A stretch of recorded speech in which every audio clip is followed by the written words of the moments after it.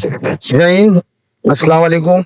आज हमारे स्टूडियो में एसडीपीआई के महाराष्ट्र प्रदेश अध्यक्ष अजहर भाई तंबोली आज हमारे साथ बैठे स्टूडियो में। नमस्ते, आपका स्वागत है हमारे साथ। Thank you. आज के चुनाव के ताल्लुक से हम कुछ इनसे बातचीत करेंगे। कोंडवा कौसरबाग प्रभाग क्रमांक 19 से के ताल्लुक से अजहर भाई आपसे कुछ सवाल पूछना चाहेंगे। यस। मामला अभी दिन ब दिन बढ़ता जा रहा है, प्रचार सभाएं चलती जा रही है और अपने अपने उम्मीदवार प्रभागों में, गलियों में, प्रचारों में मसरूफ है। तो हम जानना चाहेंगे कि आज आप एसडीपीआई ने कांग्रेस को ही क्यों सपोर्ट दिया है और अपना समर्थन कांग्रेस के साथ में क्यों दिया है, इसके बारे में थोड़ा हमारे दर्शकों को एक बार बता दें। देखिए, एसडीपीआई जो है पिछले कई साल से यहाँ पे काम कर रही है। पिछला विधानसभा इलेक्शन भी हमने लड़ा हुआ है और हम लोग यहाँ पे कारपोरेशन इलेक्शन भी कॉन्टेस्ट करने वाले थे, लेकिन हमारा एक अलायंस के तौर पे जो है हम लोगों ने कांग्रेस को यहाँ पे 19 प्रभाग के अंदर सपोर्ट किया और पूरी तरीके से इसमें इन्वॉल्व है। और ये कोंडवा को जो है एक विजनरी पॉलिटिकल ऑप्शन की जरूरत है और लोग बदलाव चाहते हैं। लोग परेशान हो चुके हैं एक कांग्रेस स्लम्प से। छोटे छोटे मसलों के भी इनके सोल्यूशन नहीं है।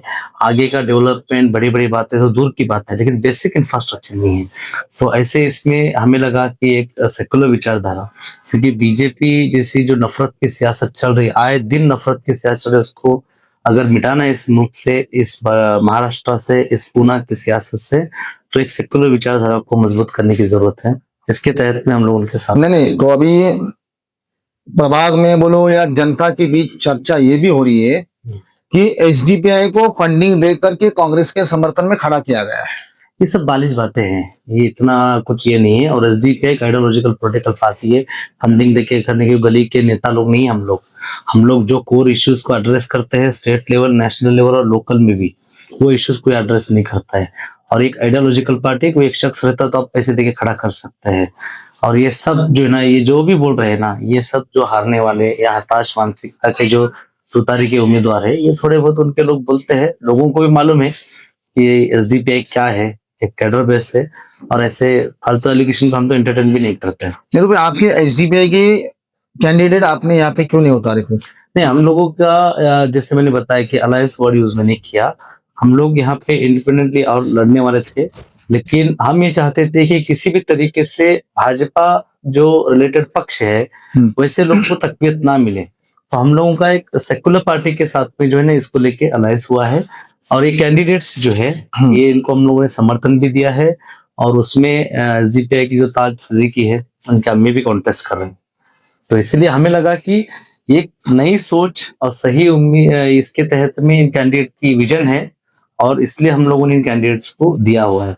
कैंडिडेट यानी अपने जो अभी नगर सेवक हम चुन के देंगे, नगर सेवक की संकल्पना आपके दिमाग में क्या है, थोड़ा सा वो भी एक बार क्लियर। देखिए, मुझे ये लगता है कि नगर सेवक जो रोजमर्रा के हमारे जो मसले हैं उससे रिलेटेड जो काम होते हैं वो नगर सेवक का होता है। आप एक छोटे इलाके के लेवल पे नगर सेवक जो है ना प्रतिनिधित्व करता है वहां के इलाके का, बड़े लेवल पे आमदार करता है, और पार्लियामेंट में जो है वो खासदार करता है। नगर सेवक का काम ये होता है कि बेसिक इंफ्रास्ट्रक्चर, रास्ते, नाली, आरोग्य, हेल्थ से रिलेटेड, उसके बाद में एजुकेशन हो, कम्युनिटी हॉल हो, बाद में तो यहाँ के नगर सेवक तो वो कर रहे हैं ना। 2017 के जो चुनाव हुए हैं, आपने देखा होगा कि सोशल मीडिया के ऊपर में, और हमने भी खुद देखा है कि अभी यहाँ के नगर सेवक, आपको ऐसा क्यों लगता है कि यहाँ के नगर सेवकों ने काम नहीं किए, जबकि हमने देखा है सोशल मीडिया के ऊपर में वो गलियों में, रास्ते पे निकल निकल करके भोंगा ले लेके वो लोगों में बताते कि भाई आखिर काम बोलता है, और वो हकीकत में वो काम कर रही है, दिखता भी लोगों को। फिर आपको ऐसा क्यों लग रहा है कि वो काम नहीं कर रहे? देखिए, आप भोंगा लेके, आज एक उम्मीदवार ने भी बोला कि मैं भोंगा लेके टू व्हीलर पे घूमता हूँ। अरे भोंगा लेके घूमने वाले को जितना कीजिए ना, ये मकसद नहीं होता। भोंगा लेके तो सब्जी वाला भी घूमता है, तो क्या सब्जी वाले को नगर सेवक बनाएंगे आप? भोंगा लेके घूमना इंपॉर्टेंट नहीं है। आप जो है ना कचरा उठाते दिखाते, अरे भाई साहब आपको चुन के दिए हैं, वो कचरा उठाने लगाने के लिए चुन के दिए, तुमको उठाने के लिए नहीं बोले। कचरा उठाने के लिए तो तुम सफाई कामगार लगाते हैं, हम लोग नगर सेवक क्यों बनाते हैं हम लोग? ये नौबत आती क्यों है? मेरा ये बोलना है, पिछले 2017 से लेके अब तक कोंडवा की हालत बुरी हुई है या सुधरी है? एक चीज रिलैक्सेशन बताइए। आज भी ट्रैफिक का मसला है। रोज शाम में, इतवार के दिन, वीकेंड में देखिए आप, लाइट 2-2, 3-3 दिन तक नहीं जाती, चली जाती है लाइट। कोई पुरसाने हाल नहीं है, पानी के मसले हैं, एजुकेशन के लिए यही नगर सेवक लोगों के प्राइवेट स्कूल पार्टनरशिप में इन्होंने खोले। सरकारी स्कूल किधर है? आप 42 के 5 मतलब आपका बोलना ये है कि यहाँ का डेवलपमेंट ना होते हुए नगर सेवकों ने खुद का डेवलपमेंट किया है, एग्जैक्टली आप इनके देखिए, ये आरोप लगा रहे हैं आप। कोई कोंडवा के अंदर कोई ऐसा बंदा नहीं रहेगा जिसके पास फॉरेन के बड़े बड़े गाड़ियां होंगे जिसने हमारा नगर सेवक लोन लेके रखे हैं। पहले किधर थे तुम्हारे पास? इन्होंने सिर्फ अपना घर भरने का काम किया है और जो बिल्डिंग चलते वहां से हफ्ताखोरी करने का काम किया है, इसके अलावा कुछ नहीं किया। यहाँ की महिलाओं के ताल्लुक से कुछ नहीं किया, शिक्षा के बारे में कुछ नहीं किया है, और ट्रैफिक का तो कभी सोल्यूशन नहीं दिया है। आपके पार्टी के आप एज अ महाराष्ट्र प्रेसिडेंट हो, एक प्रेसिडेंट होने के नाते आज आप समाज में आपका उतना रीच है, आप लोगों से उठना बैठना, आपका एक समाजी लेवल पे काम भी उस लेवल पे चल रहा है। तो मुझे एक जानकर ये बताइए, आपने जिन कैंडिडेट को समर्थन दिया है, क्या उनके लिए इस प्रभाग के लिए एक विजन या एक मास्टर प्लान है? जबकि इनके पास में है, नया कोई भी उम्मीदवार चुन कर आता है तो उसके पास अनुभव नहीं होता है, अनुभव मतलब Yes. उसके पास एक अपना प्लान होना चाहिए, Yes. विजन लेकर। ये क्या है? देखिए, इसके पहले मैं आपको बोलता हूँ कि विजन और मास्टर प्लान की जहां तक बात है, ये नगर सेवक जो लोग थे ना, इनको एक्सपीरियंस नहीं। हम लोग बहुत सारे सिविक इश्यूज में एसडीपीआई काम करती है। हमारे पास वेल एजुकेटेड हर क्वालिफाइड लोग हैं, और अभी के जो कैंडिडेट है ना, इनकी सोच है कि बदलाव लाना है, और बदलाव लाने का मतलब सिर्फ लीडरशिप चेंज करना नहीं होता है। अभी हमारे कोंडवा की जो हालात है, उसमें से जो चीजें हम लोग पॉसिबल बेस्ट डेवलपमेंट कर सकते हैं, अगर हवाई बातें, हम मेट्रो लाएंगे, हम फ्लाईओवर बनाएंगे, ये सब नहीं है भाई साहब। रास्ते में गली में चलने के लिए रास्ता नहीं है, और तुम बड़े बड़े ख्वाब नहीं मांगता, बड़े बड़े पहले जो है ना बेसिक तो सुधारो। हमारा ये है कि हम लोग बाकायदा, इसके पहले हमको एक्सपीरियंस है, हम लोग कानूनी जो कॉर्पोरेशन के लॉज है, सिटीजन्स एक्ट है, सबसे बड़ी बात यह है कि ग्राम सभा के तर्ज के ऊपर जो वार्ड सभा का कंसेप्ट है, जो कानूनी चीज है, क्षेत्र सभा जो है, जहां पे नगर सेवक ने खर्च करने से पहले उस क्षेत्र के लोगों की सभा बुलाना चाहिए, और हमारे क्षेत्र में हमने पैसा कहाँ खर्च करना चाहिए, ये उन लोगों का कंसर्ट लेके उन्होंने खर्च करना था, तभी इन लोगों ने जिंदगी में लिए। इनको पता भी नहीं है। तो हमें ये बोलना है कि हमें पता है कि कारपोरेशन से कैसा क्या काम करके लेना है, हमारा एक विजन है। हम लोग बेसिक पहले इंफ्रास्ट्रक्चर ये करेंगे, और मोटी बात बोलना चाहेंगे तो आने वाले साल में हम जीत के आने के बाद में एक भी बच्चा कोंडवा का बगैर एजुकेशन का नहीं रहेगा। उसके बाद में से हम एक भी औरत जो है ना, किसी के दर के ऊपर राशन मांगते हुए नहीं देखना चाहते। उसके बाद में से कोई भी बंदा ड्रेनेज के एक भी छींटे जो है ना, हम नहीं चाहते कि वो नापाक छींटे जो है ना हमारे किसी ईमान वाले भाई के आंख कपड़ों पे उड़े। उसके साथ साथ मैं और एक बार बोलना चाहता हूँ कि हेल्थ के ताल्लुक से कोई भी इलाज हमारे कोंडवा में, हर इलाज, हर दवाइयाँ फ्री ऑफ कॉस्ट गरीबों को मिलना चाहिए। 42 के वहां पे बच्चे को स्कूल नहीं सरकारी, तो स्कूलों का इंतजाम इंशाल्लाह हम लोग करेंगे। बहुत अच्छा सोच है आपकी, और बाकी प्रभाग के लोग भी इसे पसंद करेंगे। अभी मुझे ये बताइए, आपके पार्टी के मतलब आपने जिन पार्टी को समर्थन दिया है वो कांग्रेस पार्टी है जी। कांग्रेस पार्टी के 4 कैंडिडेट आपके यहाँ पे खड़े हैं, जी। तो आप अपने विरोध में कौन सी पार्टी को देखते हैं, या आपके विरोध में आप किसे अपना विरोधी मानते हैं? देखिए, कोंडवा में अभी सिर्फ एक ही विरोध है, भाजपा समर्थित जो लोग हैं, जो मोदी, शाह, योगी, देवेंद्र फडणवीस, इन लोगों के साथ में जिन लोगों का टाइप है। अभी सुप्रिया ताई ने भी बोला 2-3 दिन पहले, थोड़ा सा खुल के बताएंगे उसके बाद। हाँ, मैं बोलूंगा। हाँ। सुप्रिया सुले उन्होंने भी बोला कि अगर हमको कारपोरेशन में जरूरत पड़ती है हम लोग बीजेपी को समर्थन करेंगे। इनका एजेंडा क्लियर है कि चाहे तुतारी हो, घड़ियाल हो, एक ही है। आप इनकी सोच देखिए, इन उम्मीदवारों की, अब तक वो लोग जो है राष्ट्रवादी कांग्रेस घड़ियाल के लिए काम कर रहे थे। एन मोमेंट इनको नजर आया कि हम लोग हारने वाले हैं, अभी किसी सहारा ढूंढना चाहिए, इसलिए उन्होंने आखिरी दिन जो है वो बारामती गए, गाड़ी करके, कार करके के वहां से, दादा तुम्हें कायफन करा ते आम्हाला तुतारीचं सिंबल द्या, मांग किसको रे, अजित पवार को। उस टाइम पे रोहित पवार को फोन करके बोले कि यांचे तिकीट तुम्हें द्या, वो हो गया। अगले दिन उनको और डर था, तो ये गए वहां पे आमदार योगेश चिलेकर के पास, बाकी इन्होंने ऑर्गेनाइज किया।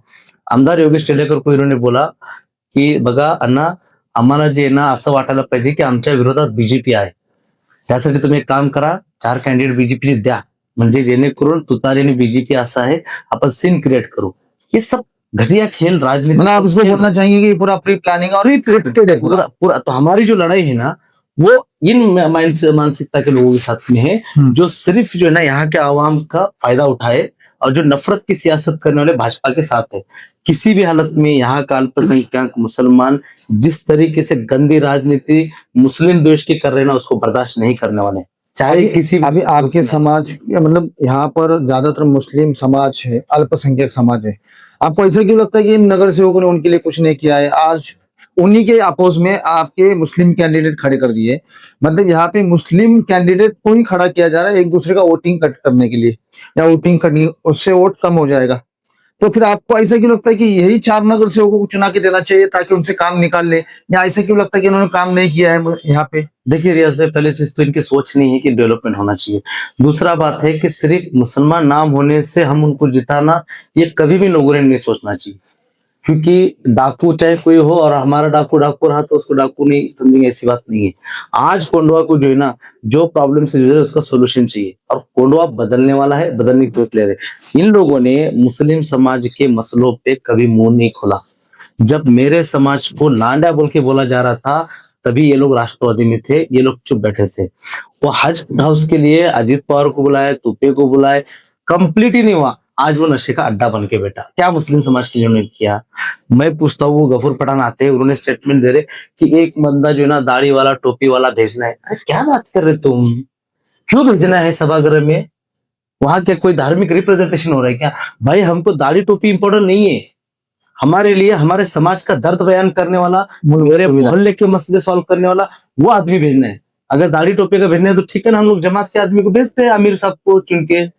एक्चुअल में इनका अभी यहाँ पे जहां तक जमात का सवाल आया तो मैं एक बात बोलता हूँ, यहाँ पे मरकज के लिए एक जगह थी अशोका म्यूज के बाजू में, वो वहां पे एक मरकज बनने वाला था, फिर बाद में 100 बेड का हॉस्पिटल बनने वाला था। यही लालची नगर सेवक लोगों ने बोले कि हम करके देते बोल के वो जगह कब्जा ले लिए, उसके अंदर अपना पार्टनरशिप लेके आए, और पार्टनरशिप में मिलके जो है ना वो मरकज की जगह, तो मरकज पता नहीं किधर गया, जमीन सस्ते में ले ली तो सामने वाले से कि हम लोग धार्मिक यहाँ पे करने वाले, और बाद में से इन लोगों ने कब्जा करके बैठे। तो ये लोगों ने समाज के लिए बोल के कुछ नहीं किया हुआ है, ना हज हाउस बनाए, ना हमारे जब समाज को गाली दे रहे थे इन्हीं की पार्टी के लोग थे। यही युवत के अंदर संग्राम दत्त ने आके मुसलमानों को गालियां दिया, ये योगेश तिलेकर जिनके साथ में लोग मजाक करते हैं। मगर आप जब बोल रहे हो अजीत दादा के साथ में ये लोग थे, यस, अब वो तुतारी में आ चुके हैं पूरी तरह से। देखिए आप ये क्यों बोल रहे अभी भी जो है ना, इन लोगों ने शुरुआत में कचरे के अंदर देखेंगे अजीत पवार का फोटो लगाया, लेकिन इनकी अड़चन इतनी हो गई ना, आज इनको अजीत पवार को छुपाना पड़ रहा है कि नहीं नहीं नहीं हम नहीं है अजीत पवार के साथ में। ये जो दोगलापन है ना, ये आवाम देख रहे हंस रही है। जब अजीत पवार का फोटो निकाल के इन्होंने वहां पे सुप्रिया दा का फोटो लगाया, लोग जब जाते हैं वहां से तो हंसते हैं, देखिए बोले कितने डर गए ये लोग। मेरा ये बोलना है, यही योगेश से लेकर जब मुकुंद नगर के वहां पे दरगाह के ताल्लुक से बोल रहा था कि इतने जिहादी मुसलमान ये वो, कौन से पार्टी में थे? 2 दिन के बाद में से गफूर पठान उनके घर पे जो है ना, यही योगेश से लेकर ये लोग सब हंसते हुए थे, पार्टी कर रहे थे। फोटोज भी दिखाता, मेरे को वीडियो भी बताऊंगा मैं आपको। मेरा ये बोलना है, जो हमको गाली देता ना, उस वक्त में तुम कहाँ थे?